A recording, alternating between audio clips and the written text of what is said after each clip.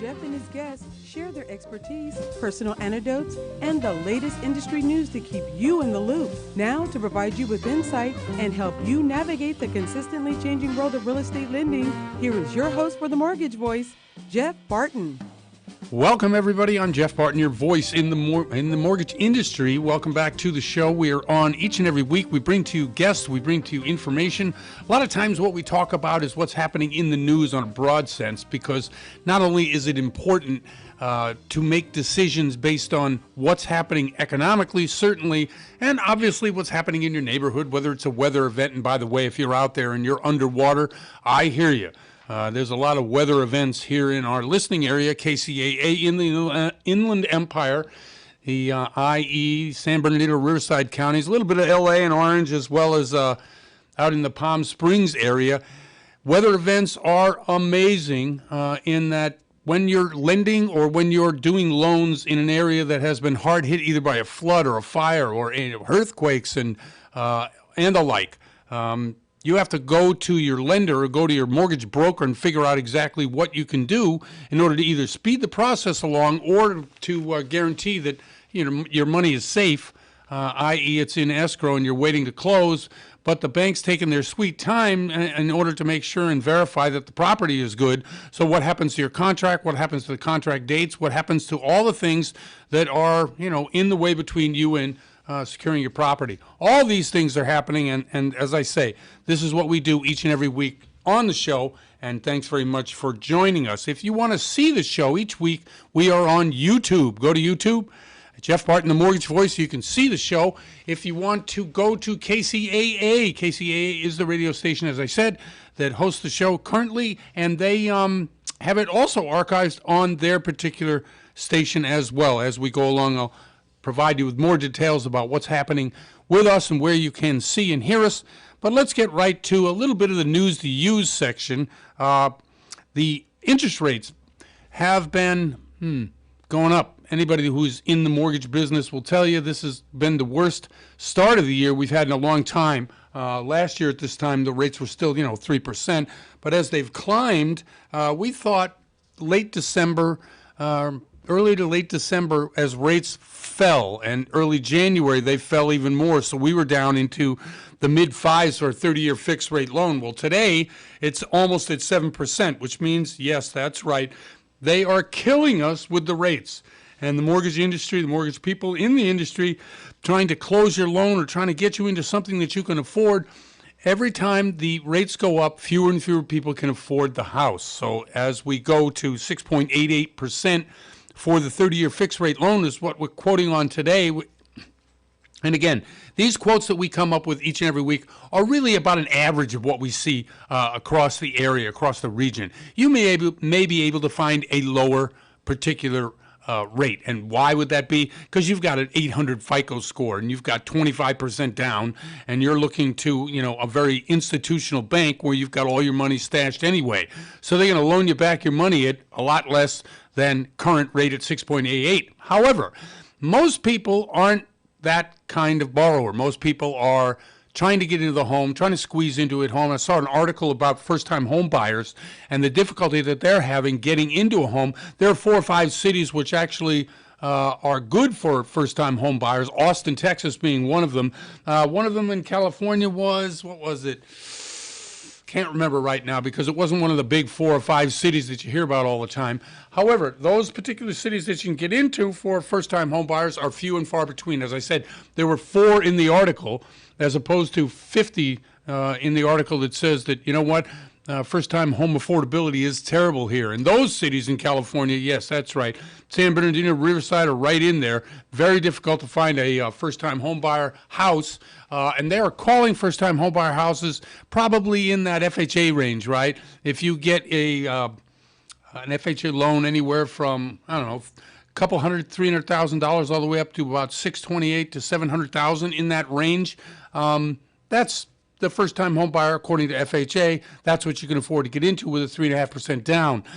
What will your particular rate be? Well, let's just go through the rates again. 6.88 for the 30-year fix, 6.25 for the 15-year, 6.35 for the FHA. That's that FHA I was just talking about. And again, the FHA quotes are county by county. So Our listing area is San Bernardino and Riverside. They're both different counties, so check with your lender, check with the loan officer, with the mortgage broker that you're working for in order to get the exact quote. But it's kind of what I said, between 628 and 728, in that range. Let's see, the jumbo is at 6.42, and the 5-1 ARM is at 6.60. The 10-year is at 3.92, and the 2-year is almost a point higher at 4.81. We saw the 10 and the 2, a lot of the yields rising. Now, why is that? It's because nobody wants to buy the U.S. debt. Yep, that's right. Nobody wants to buy the U.S. debt. We've seen what they call equities, which is, of course, the stock market, getting really hit hard. And that's just simply because a lot of people aren't believing that we're not going to go into a recession, aren't believing that mortgage rates are going to go down, and certainly are looking for a way by which they can take cash out and be safe, either by putting it into their purchase of the property or by just keeping it in cash. Let's get through a couple other things in the news, the used section. January pending home sales up 8.1%. Now, why is that? We talk about the difficulty of finding affordable homes for new home buyers. We said there's not enough out there. There's only 4 cities out there that are apparently, have good programs for, not good programs, but inventory, and the prices are right for first-time home buyers. One of the reasons that the January pending home sales were up. Now, this is new home sales versus general sales. And the reason that the inventory is up at that time, as I said, is because mortgage interest rates at that time were down in the mid-5s. So in the mid-5s, the industry will do well. People will go out and buy a house. These are all contracts closing at that time. Price cuts and incentives are what's driving the sales in all of these new home. If you go into new home, anybody has been to Pulte or KB or, there's a whole bunch of them, Shea. If you walk in the door and you want to buy a house and you want to get into contract, there's a lot of things. If you use their in-house representation on both the sale of the property, real estate, and on the loan, they're going to offer you things, and they're going to want to get you into that property as best they can. A couple of things they're going to offer you, they're going to say, look, we're going to cut our price right now by, $10,000, $20,000. They're going to cut price. Now, for a single-family resident that you get from the MLS through your real estate agent, that's not necessarily the case, even though you have more ability today than you did, 10 months ago to be able to negotiate. That's not necessarily true. But if you go with them, the new home builder, for your loan and for your real estate, they've got a lot of ways with which they can cut your price. That's one way that they get you in the door, and that's one of the reasons why the January home sales are up 8.1%. The other one is incentives. They can offer you things like, a paved driveway, different than your neighbors. They can offer you a different kind of roof, different countertops, different ways that your particular unit will be built, and the end result, because they always get you when you go into those things with the upgrades. If you're going to upgrade your kitchens, your bathrooms, the flooring, all that kind of stuff. But if they want to get you into the property, and this is what juices the sales, they will give some of that stuff away for free in order to entice you to be able to buy that property. Those couple things are why the new homes in the new home areas are up so much. Let's get to some other news. Inventory down 6,800 in last week versus the week before. Doesn't sound like a lot, but it is a lot if you consider we are at historic lows in inventory. Not a good thing. Higher interest rates crush home apps. Well, we all know that, and I just alluded to it. If you're out there and you're buying right now, I feel you, because until interest rates get back down into the high 5s, even low 6s, because right now we're not even looking at that, it's going to really disincentivize people from getting out there in the marketplace. And the last one I want to get to is the mortgage rate roller coaster. Yes, it is. It's up one month, down the next month. So when you're out there, if you're out there already and you haven't given up, that's probably a good thing. We're probably looking at end of March, to be able to see the rates come back down again. Now, why do I say that? Because of the roller coaster effect. We've seen it go up, we've seen it come down. And since last year, it's gone up and down many, many times throughout the cycle. We hit a high of 7.5% in mid-July August, and then we went down to 5.5. Now we're back up almost to 7%. So that trend will continue. Anyway, I'm Jeff Barton, your voice in the mortgage industry. We'll be right back. You're listening to The Mortgage Voice with Jeff Barton. We'll be right back with more in just a moment. For more information on today's topic, email Jeff Barton at info@malibufunding.net. Now, back to The Mortgage Voice with your host, Jeff Barton. Welcome back, everybody. I'm Jeff Barton, your voice in the mortgage industry. Thanks very much for tuning into the show. Each and every week we come to you, we bring to you solutions, maybe ask some questions, try to observe what's going on around us here in the IE, San Bernardino, Riverside counties. KCAA brings to you our show. Been doing it for about 9 years. Appreciate the work they do there. But the main thing here is, what are the solutions? What can we do? How is it that you're going to be able to take advantage of the information you get from this show? One of the places you can go is to the company website, the station that we, let's see, it's Jeff Barton, what is it? TheMortgageVoice.com. That's the website. If you want to go there, you can see not only the guests on today's show, but you can probably see guests from a number of shows. If you want to contact them directly, or at least hear a little bit about what's going on from past shows, you can go there. It's a great place to get your information if you've missed it from the show. That's themortgagevoice.com. Okay, so with us once again, and I'm glad to have her back early in the year, because we'll get to compare it to what's going to go on later in the year, is Wendy Van Wessel, and that's from Kind. She's from Kind Lending. She joins us now. Wendy, how are you?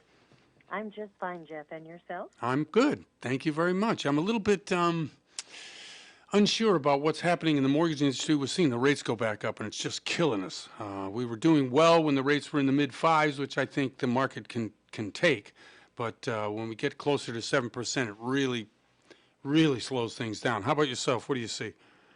You see it across the board, because less borrowers qualify with their debt-to-income ratio with the higher rates. So, yeah, it makes it a little bit more difficult for us. Yeah, it really does. And now I know when we talked off air that you have some solutions, some different ways that you might be able to help some buyers with the programs that you have there. Give us an example or two of what you all are doing in order to help out in this situation. I think that there's quite a few things that are being done. First of all, the big news out there is if you want to do an FHA loan, the monthly MIP, mortgage insurance premium, has drastically been reduced by 30 basis points or more. Yep. And that makes it so that it's cheaper than when you go with a conventional mortgage that's over 80%. It also has to have monthly mortgage insurance premiums, but it's often more expensive until they correct it, because this FHA is so much lower. And those rates are still in the mid-5s. Okay, So go on. Go ahead. Sorry. If you want to finance what they call upfront mortgage fee, which guarantees the loans to the lenders, you can put that into the loan, and then your monthly mortgage insurance premium is lower on an FHA loan, and the rates are still pretty low, so you probably still qualify. And their DTI, debt-to-income ratio, on the back end goes a little higher, too, often. So the FHA borrower, now you take with Kind Lending FICO scores down to what, 620, 580? Where do you go to? 580. Okay. 580. Now, those type of borrowers, when they are coming to you, if they have actually, let's say they're a married couple, one of them has a 580. It used to be that you had to use that particular FICO score in order to qualify because it was, the lowest one. Let's say the spouse has a FICO score in the 700s. Is there any way that you can use both of those FICO scores together? That's when you flip it to Fannie or Freddie on the conventional side. It would be Fannie. Okay. Fannie Mae allows you to blend a ratio. So if you have a borrower with a 560 FICO, okay, and the other borrower has like a 710, they'll blend the ratios so that you would be able to do a loan, because I think that most conventional loans are at the 620 FICO score that you need. You'd still be able to qualify for the loan, although you would get the loan level price adjusters on the lower, I think it goes down to 620 on that score, which your middle average score would be allowing you to do the loan with both borrowers, and sometimes you need both borrowers' income. So FHA won't do it, right? But a conventional loan will do? Yeah, Fannie Mae. Fannie Mae. Fannie Mae with that one. And then there's also something else called a first-time home buyer. Okay. If you are a first-time home buyer and you are 100% of the mean, the average income for the area, or in the high-cost areas, which a lot of LA is, Mm-hmm. 120% of the mean income, you get zero, that's right, zero loan level price adjusters, so that makes your price much better too. So for the lower FICO, for the higher LTV, all of those loan level price adjusters get wiped out, and you just need to take one class for the first-time home buyers and have the income that you need, and that makes it so it's more affordable as well. Okay, so in talking about price adjustment or talking about different ways that you're going to see a different rate on your loan versus somebody else, which is kind of similar but not, because there's some extenuating circumstances, FICO score or amount down, certain other things. When you were explaining that not only to the loan officer, but when the loan officer is explaining to the client, what is the best way by which you can say, hey, look, you're not a great borrower, so you're going to have to pay more? I mean, we that's exactly what it is, but it's a little bit difficult when you're trying to obviously get the only loans that are out there. I would probably say that loan officers are mostly help the people with the biggest purchase in their lives. So they're a little bit of a financial planner. They try and get them the best loan for where they are at in their credit history. So if you tell them to pay off all their credit cards down to about 30% if they can, Right. that raises their FICO score quite a bit, and by the 10th of the next month, you should see the differences in the FICO scores. So how do you say it to them nicely? Stop spending money. Well, no, that's exactly right. And I think you hit the nail on the head when you came up with a solution. You said, hey, look, you want to try to get your credit cards down to about 30%. What are some of the other ways by which you might be able to get rid of these price adjusters? Well, your DTI doesn't, well, it's starting to take a hit. If you have a jumbo loan, it does take a hit for the debt-to-income ratio. And I would remind people that if they have a car loan, not a lease, but a loan, and they can pay it to under 10 payments left on the payments that they need to make to pay off the car, then they no longer have to include that in their debt-to-income ratio. So I would say pay off your credit cards, pay them on time. Right. What else can you do? The car loan's a good one, too. Make sure it's less than 10 payments or less. That's pretty good. Correct. And then you have that car payment that can be taken out of your debt-to-income calculation. Right. I like the one for first-time home buyers as long as they're in the mean income area. Right. That's a good one, too. I also don't ever, if you've ever served if you've ever been of service to our country, military, say that, because the rates for vets is wonderful. I have something for vets who are never allowed to buy units, and it's so popular, buy units out here and rent the other ones out that they're not living in. Well, we called Washington, D.C. to get a straight answer, and vets can buy multi-unit properties even if they have no landlord experience if they get a management company to collect the rents for the first 12 months. Okay. And that contract with the management company would be signed at docs. Then they can do that unit purchase, which makes the properties self-sufficient. They give you income as well. Is that like a DSCR type loan in order to qualify? I know that vets get 100% financing, but what type of program? Is it just a VA loan? It's just a regular VA loan, Okay. because they were always they were unable to buy units if they didn't have the landlord experience that they were talking about. Right. So even though they wanted to have that income from the other units, they couldn't do it, but they can if they get that management company first 12 months to collect the rents for them. Okay, we're on to about a minute and a half left. I want to get your opinion as to where the market might be headed. You have more of a, I guess, feel for it because you're at a lender and Kind Lending, and the people that run your company have been around a long time, and you, like I say, you have your finger on the pulse of it. What do you think is going to happen? Do you think we're looking at a recession? Do you think we're going to be going to a better mortgage rate later on in the year? What is your thought? Last November, they thought that probably around August or September, they were hoping the rates were going to go down to 5.25% again, and that was good news for everybody. I don't know if it's panned out to be that, because we keep having the feds jump in and try and make the rate as high as the inflation rate artificially, Mm-hmm. and it's just messing up the works. It's making less properties available to less people. People are staying in their homes. There's not as much Yep. inventory on the market because they don't want to have the higher interest rates.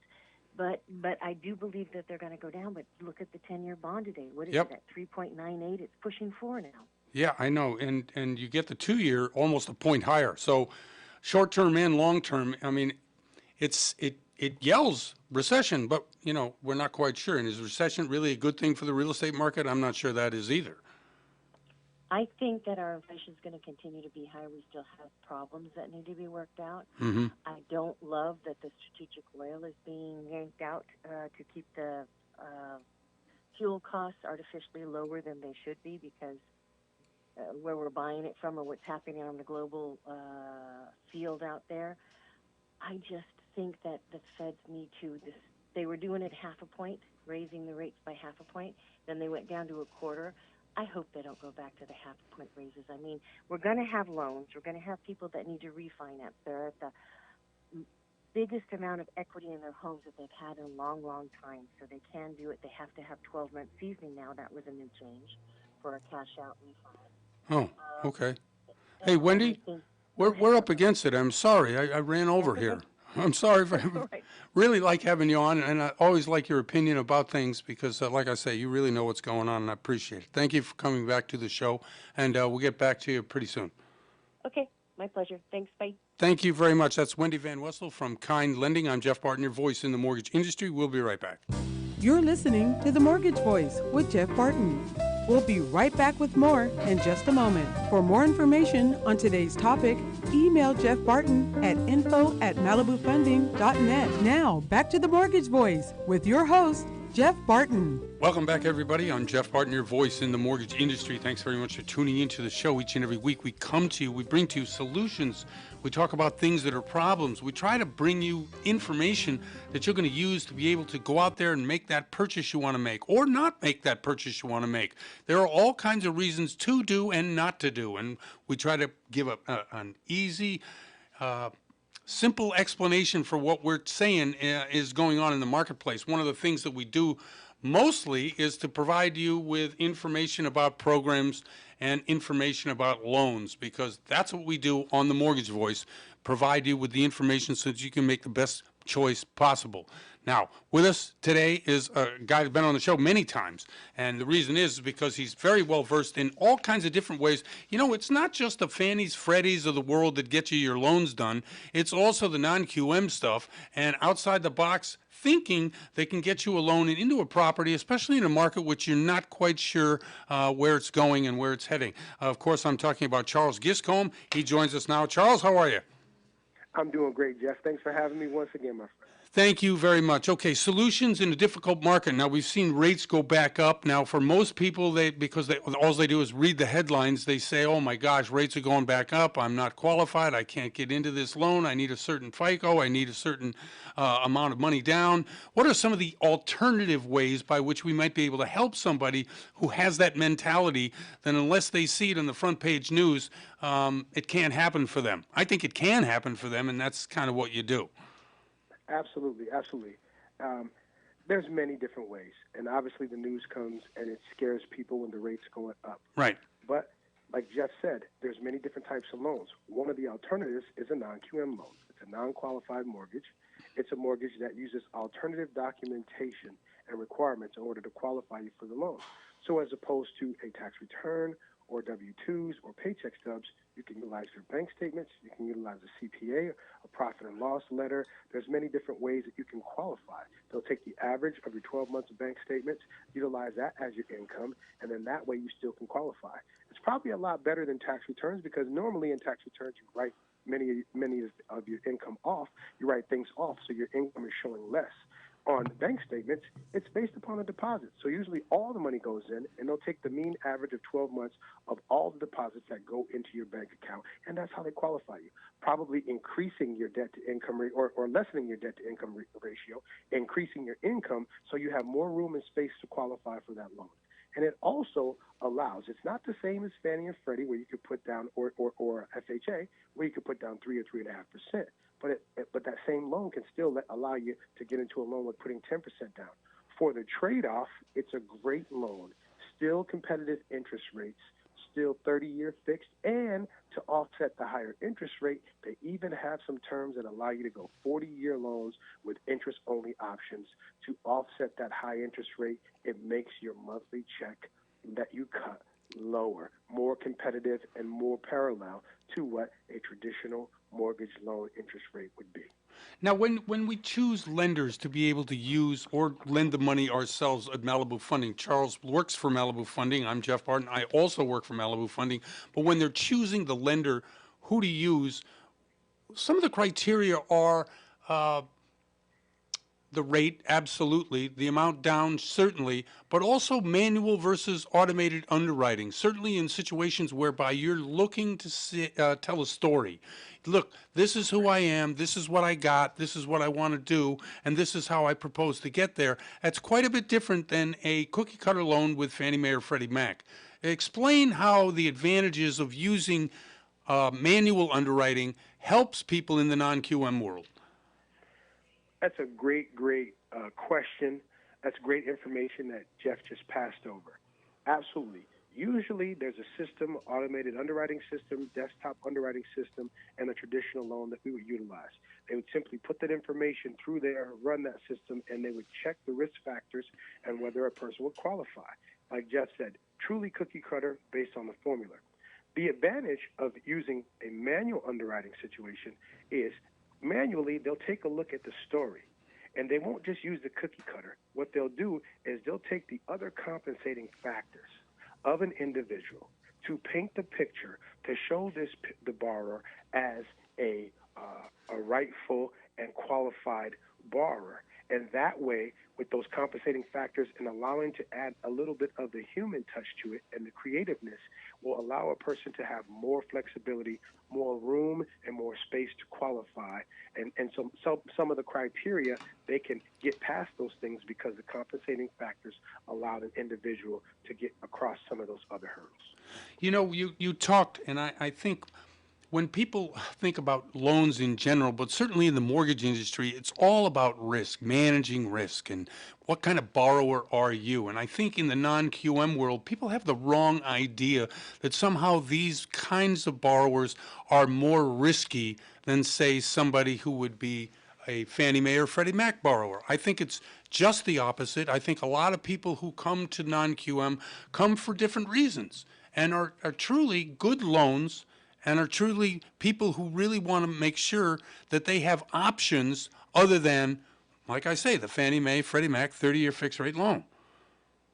Jeff, you could not have said it better. I completely agree with you. One thing I will say, and not to be long-winded, because you know I love talking about No, I got 4 minutes. But I will say this to you. At the end of the day, usually individuals that we work on at Malibu Funding who utilize non-QM loans are individuals who have stepped out there, have taken the risk to create their own businesses. Right. Individuals that have been through COVID that recognize that they can work for themselves, still make a great living. A lot of times they don't have the structure that a normal cookie cutter Fannie Mae, Freddie Mac, FHA individual would have, meaning the tax returns, 60 days bank statements, 30 days paycheck stubs. They may not have that documentation. But what they do have is they have bank accounts, and they have true deposits, and they have true income, and they may have 1099s, and they're self-employed. We believe at Malibu Funding that if an individual can show that they have the ATR, which is the ability to repay, they should be able to get a mortgage, a qualified competitive mortgage that puts them in the game and allows them to have the same benefits and the same rewards of an individual that's qualifying for a traditional loan.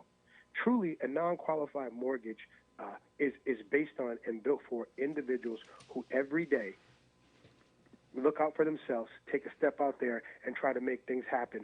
But in the past, they haven't had the opportunity, and they haven't been rewarded.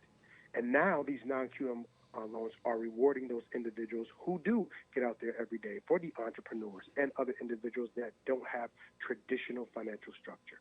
And I think also in that you have a borrower who is used to a certain type of risk because they're business owners, I guess, in the scenario that we're talking about now. And I think Correct. paying a little bit more at this particular juncture to get into a property is something that a person who is a business owner who is used to taking risk is also used to betting on themselves, i.e., I can get into this mortgage now and refi it into something else very quickly where I may be able to get, especially with the rate volatility that we have on conventional loans, Fannie, Freddie, and FHA going up and down. It's been 2 months, 3 months, 6 months, it may be down again, and that would be the time to refi from a loan that I'm getting into now, because this is the way I can get into the property. That is an absolute strategy, especially for now, because let's just be realistic. No one wants to stay in a high interest rate loan. Right. But you still want to buy a property. You still want to get into this market. You still have the ability to make money by buying investment properties and primary homes and residences. So you should get in. At the end of the day, the beauty about these non-QM loans is they're not hard money loans. They're loans with the same kind of terms as a traditional loan. Right. What they are different in is their guidelines and their requirements. They're more flexible. They allow individuals who don't have traditional structure to get by that by manual underwriting, as just stated earlier, by different compensating factors that will allow them to get in, and by bank statements or different means, alternative documentation to get in. By no means is this a loan that you have to stay in or stuck in. They allow you with no prepayment penalty to refinance at any time. You can get into these loans. That can be your strategy to get in. Get a 40-year loan so you have a low payment. Right. Interest-only loan so you have a low payment. And when the interest rates and the market corrects itself, you are not penalized at all for then now refinancing, or maybe you file your taxes between that time, so now you can get into another loan that will allow you to get a lower interest rate if that's what tickles your fancy. For me, a non-QM loan is a great way to go, and sometimes it's a better option than a traditional loan for many borrowers based upon financial structure. Great information, Charles. Thanks very much. We're up against it. You want to tell people how they can get in touch with you? Absolutely. You can reach me at that good old 702-328-5191. That's 702-328-5191. Or you can email me at charles@malibufunding.biz. That's charles@malibufunding.boy Isaac Zenith. Charles, thank you very much for coming on the show. Always like your information, and we'll do it again soon. Jeff, thanks for having me always. Thank you very much. That's Charles Giscombe from Malibu Funding. I'm Jeff Barton, your voice in the mortgage industry. We'll be right back. You're listening to The Mortgage Voice with Jeff Barton.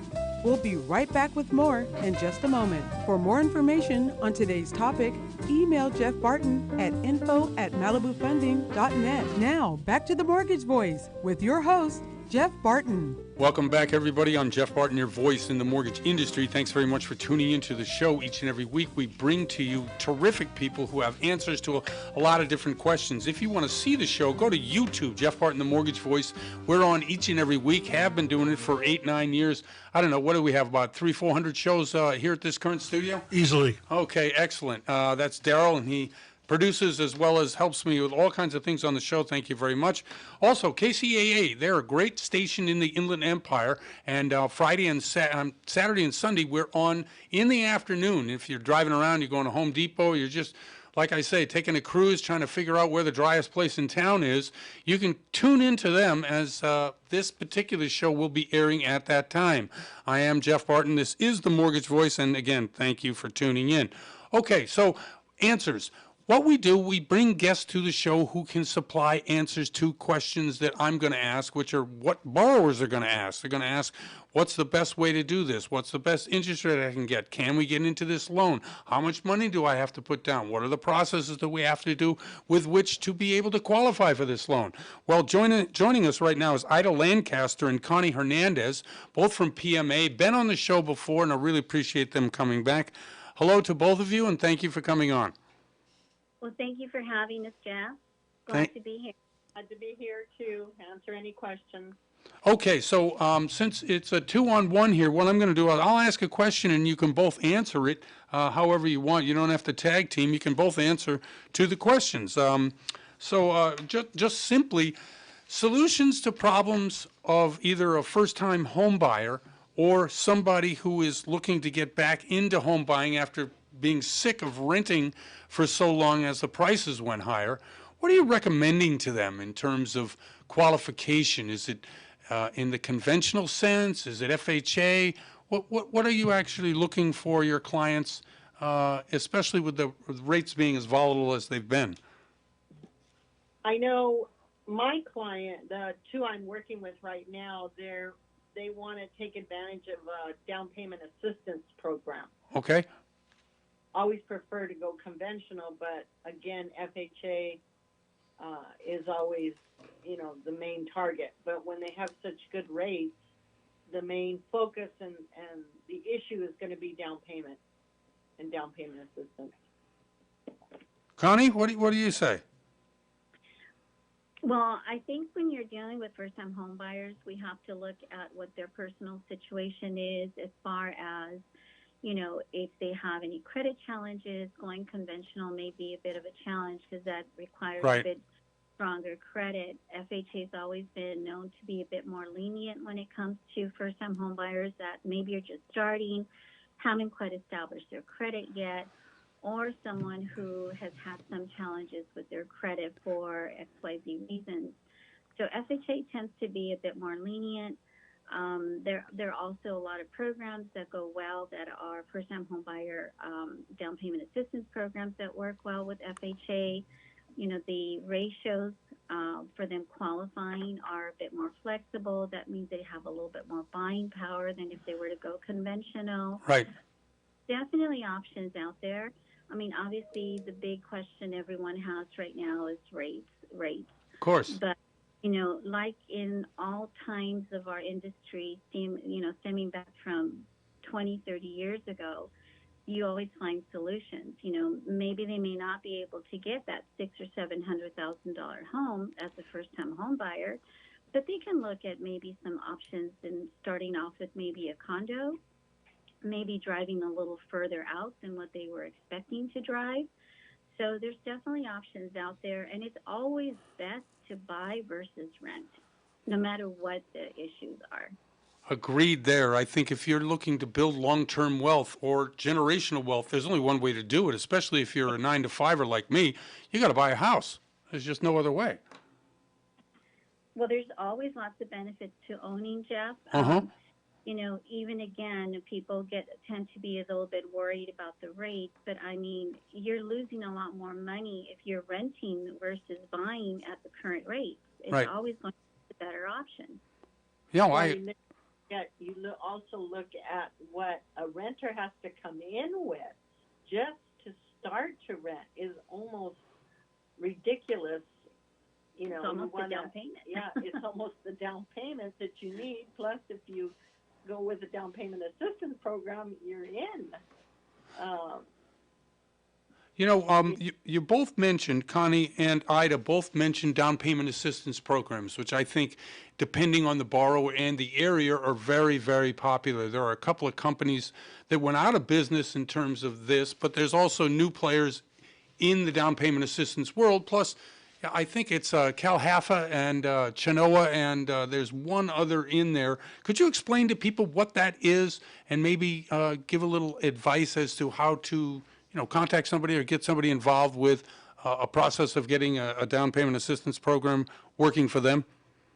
Well, there's definitely a process that has to take place. Right. It's something else. They do have to qualify. Some of these programs are going to have some guidelines as far as what the median income is and do they qualify under those median income requirements. They will have to, in most cases, do a first-time home buyer seminar.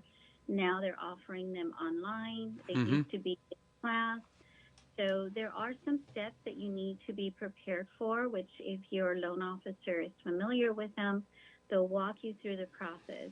But in some instances, like city programs, they may have a program that's forgivable over a 10, 15, 20-year period.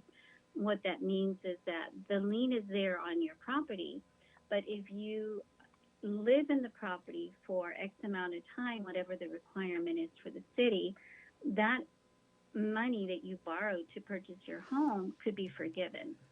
So those are other options that are out there. And again, depending on where they live, what their particular situation is, where their income, those are the things that they'll be reviewing with their loan officer to see what program is best for them. Yeah, I like the down payment. There's a company or two out there, you probably know the lenders I'm talking about, that offer a second that is a forgivable second after, I don't know, 6 or 7 payments. People are looking for ways by which they can get into a home. Do you think the housing affordability, especially in Covina, West Covina, out in the San Bernardino Riverside area, is going to improve this year to allow people to be able to at least take some advantage of prices they can afford? Well, I've already seen a little bit of a drop in Okay. the price. Not drastic by no means, but there has been a drop. And I can only imagine as time goes forward that the prices will drop a bit more if these interest rates continue to either stay or go up any higher. Obviously, there are people that need to sell. And that it's going to put in a situation that if there's no one buying or not as many people buying, I shouldn't say no one buying, there's still a lot of buyers out there, but if not as many people are pounding on their doors, you don't have 20 offers sitting on the table, and they need to sell, they're going to have to adjust their sales price. Meaning, if one person on the block adjusts their sales price, when the next person wants to sell, they're going to have to realize that sales price is going to affect what they can sell their home for. And that's just how, the price adjustments are going to happen. Yeah, I'm just not confident at all in the marketplace, meaning that if we see sellers starting to have some concessions or starting to be able to give a little bit on price, we still see prices rising nationally on an average a little bit. When do you think sellers get it in their head that they have to negotiate a little bit better, they have to drop price a little bit more? Doesn't that take usually 6-7 months in a selling cycle, and doesn't that take us through the fall if that's in fact the case? I would think so. Yeah. And I'm dealing with an issue right now. The same thing is the market was so high at one point, everyone thinks it's going to go back up. Right. The adjustments have been very difficult for my client to make those changes, only because she's going into another property and needs that money. So I've got to continuously educate her, bring her comps, even do an appraisal so that it would validate exactly what I told her. Right, so right. Those are the challenges. I have another one, Arcadia, and of course they want top dollar, 1.4, but educating him right now that it's not going to happen at 1.4. The prices have come down. The property needs a lot of work. Changes need to happen, and right. And I think that the real estate agent ends up looking like the bad person always. Whether it's going up and not getting enough, going down, not getting enough, it's always the realtor, the bearer of bad news, when in fact it's the market. It is, and the news is letting them know, but it's still. Well, every seller is like, well, that may be true for you, but not my property. Right. And hey, listen, I'm up against it. I apologize. I'm over by a couple of minutes. I really appreciate you all coming on. We should do the double thing again. This has been a good experience for me. Thank you for coming on. Thank you, Jeff, for having us. Thank you very much. That's Ida Lancaster and Connie Hernandez. By the way, Connie or Ida, could you shout out a way by which people can get in touch with you? Yes, they can reach us in downtown Covina, 101 North Citrus Avenue, Covina. We're on the corner of the Dell and Citrus. They can reach me at 626-422-2017, and they can reach Ida at 626-806-4935. Again, West Covina and Covina. Excellent. No, I like you covering the Covinas. Thanks very much for coming on the program. I appreciate it. Thank you, Jeff. Thank you very much. And I'm Jeff Barton, your voice in the mortgage industry. We'll be right back. You're listening to The Mortgage Voice with Jeff Barton. We'll be right back with more in just a moment. For more information on today's topic, email Jeff Barton at info@malibufunding.net. Now, back to The Mortgage Voice with your host, Jeff Barton. Welcome back, everybody. I'm Jeff Barton, your voice in the mortgage industry. Thanks very much for tuning into the show. You know, each and every week you can hear us on a number of our different podcasts. And our podcasts are, Daryl? They are Apple Podcast, Spotify, Spreaker, Stitcher, iHeartMedia, Radio.com, YouTube, Podclips.io, and TheMortgageVoice.com. Excellent, and thank you very much. You know, I surprised him a little bit. I'm sorry I did that. We work as a team here. Daryl does all the technical and produces the show, plus he helps me with some of the things. Thanks, Daryl. I appreciate it. I came through. Yes, you did. Thank you very much. Tried to trip you up, didn't happen, but you know, that's good. I'm glad. Okay, let's get back to some other news in the news, just so that we understand what is happening and what's going around. Okay, there are home builders and higher mortgage rates do not mix. No stability in the marketplace. And that's one of the problems if you're a first-time home buyer, or even if you're a buyer that just wants to get back into the market. You've been renting for a while and you're thinking, hey, maybe equity is about ready to climb again in that particular area of housing and I want to get in on it. Well, it's just the stability. You just don't know because you can't anticipate, one, what the price is going to be, and two, what your mortgage payment is going to be. And those are the two things you worry about. Obviously, if you have to put money into the house, that's the third thing. And, of course, how much down versus, you know, FHA, which is 3.5%. Still, 25-30% of the market is cash. Still unbelievable, but that's happening. All right, three people talk about real estate as something that is, you know, in their portfolio of things that they own. And I call it the BBC. That's the Billionaire Boys Club. I'm sure there are females in the Billionaires Club, but this particular group are all men. And you know all the names. Yes, you do. Okay, so Warren Buffett, what does he say? What does he do? 7% stake in Louisiana Pacific Corp. They're a home building solutions kind of company, like a Home Depot, a Lowe's, places like that. Why is he buying 7% stake? Because his long-term interests align with real estate making either a comeback, being steady, or increasing in value. As everyone knows, he owns Berkshire Hathaway. Berkshire Hathaway is one of Berkshire Hathaway's companies, and he's made a huge investment in this company to be able to take advantage of what he sees as an increasing value in the real estate market. Jeff Bezos. Now, we've talked about Bezos before on the show, investing in Arrive Homes. Arrive Homes is a REIT-like investment where non-accredited buyers, can get in, buy shares in the company, and share in the increase or the steady income that is paid based on the investment you make in these REITs. Big pool of money, you go out and buy a bunch of properties. Those properties are rented out, and that rent helps pay what the dividend is to you. That's Jeff Bezos. And then the last guy, of course, is Elon Musk. I don't know what you think about Elon Musk, but he's not a stupid guy. But what he's doing, now this may harken back to the Henry Ford days when Henry Ford upped all the salaries at Ford Motor Company so everybody at the company could buy his cars. It was one of the innovations of big business at the time that was pretty innovative. So Musk is doing the same thing. He's building 110 houses for his employees down in Bastrop County, Texas. I hope I've spelled that, pronounced that right. And the project is called, of all things, Project Awesome. That sounds like an Elon Musk name, doesn't it? So these three billionaires are betting on real estate. Now, they're betting on real estate in three really different areas. So are we bullish on the show about what's going to happen in real estate? Well, real estate itself never goes anywhere. It might go up and down in value, but it always comes back. Question is it going to be this year? These people are investors for the long term.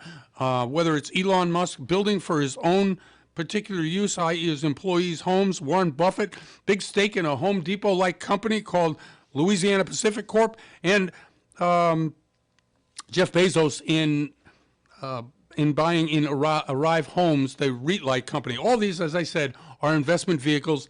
That's what I think. I think it is still a pretty good market in order to reinvest or invest in your own home to make sure that the profit and the value that you continue to keep as it continues to grow. We have seen prices fall somewhat. We've seen the rate of growth slow down. But for the most part, real estate, to me, is still the personal best way that you can go from A to Z quickly, i.e. you can become very wealthy just by paying off your home and seeing equity increase. the assessment on single-family residences to send tax bills soaring. Okay, so in some states, not in California, but I just wanted to let you know that actually the property tax in California is really pretty good in comparison to some other states. Let's choose this state as an example, Iowa. In Iowa, each county, like in California, assesses their own properties. But unlike California, where we're at about, since Howard Jarvis back in the day, and the property tax bill is frozen at about, 1.25%, something like that. In Iowa, each county assesses differently. In one of the counties in Iowa, the tax bill is going to go up 22%. So let's say you own $1 million house and the tax bill is 1%. That's $10,000. It goes up 25%. That's, $12,500. That's a big jump. Well, most properties are probably not taxed at 1%. It's probably more like 2 to 3 or 4%. So you're going to see a huge tax increase. And in California, we actually get a pretty good break. So if you ever get a chance to go out there and pick it or ask for or make sure that this particular tax assessment stays low, yeah, let's do that. Now, one of the good things in California, too, is that property values being what they are and the turnover in property once every 5 to 7 years, that those particular tax rates really get updated, really, because the way property values have been going, i.e. through the roof, 34% over the past 3 years, that means that the counties that you live in are also getting tax increases because the basis by which the property was sold increases dramatically, especially over the last 3 to 4 years. Interesting, isn't it? Yes, it is. Okay. Two things that we talk about when we talk about how do people feel. When we talk about it in the real estate world, we talk about Michigan survey and we talk about what's the other one? Conference Board. Well, Conference Board sentiment came out today. And what does that mean? What is the Conference Board?